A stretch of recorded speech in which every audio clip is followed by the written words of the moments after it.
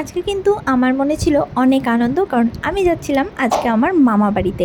Last time জামাই ষষ্ঠীতে গেছিলাম, তারপরে অনেক দিন যাওয়া হয়নি, আর মামা বাড়ির কথা খুব মনেও পড়ছিল।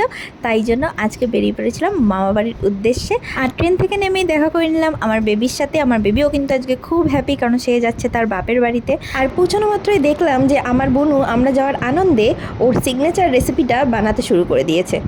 ওর এই এগ চিকেন রোলটার রেসিপিটা ঝেপে আমি কত লোককে খাইয়ে নিজের রেসিপি বলে দাবি করে ওর ভাগের ক্রেডিটগুলো নিয়ে নিয়েছি, সেটা কিন্তু ও মোটেও জানে না। আর তারপর আমাকে গিনিপিগ বানিয়ে আমার হাতে আঁকিবুকি শুরু করে দিল অনেক রকমের।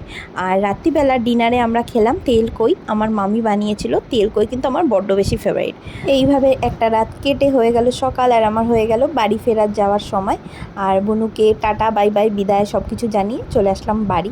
আর অনেক দিন বৃষ্টির পর শরতের এরকম পরিষ্কার পেঁজা তুলোর মতো মেঘের আকাশ দেখে মনটা হয়ে গেছিলো খুব খুশি। শ্বশুরবাড়ি থেকে আনা এই কাঠগোলাপ গাছের ডাল দুটো 1 মাসের মধ্যে বসাতে না বসাতে কি সুন্দর পাতা বেরিয়েছে। আর তারপর মায়ের ছাদ বাগান থেকে একটা ড্রাগন ফ্রুট দিলাম ঝেপে। মা তো এগুলো আমার জন্যই লাগায়।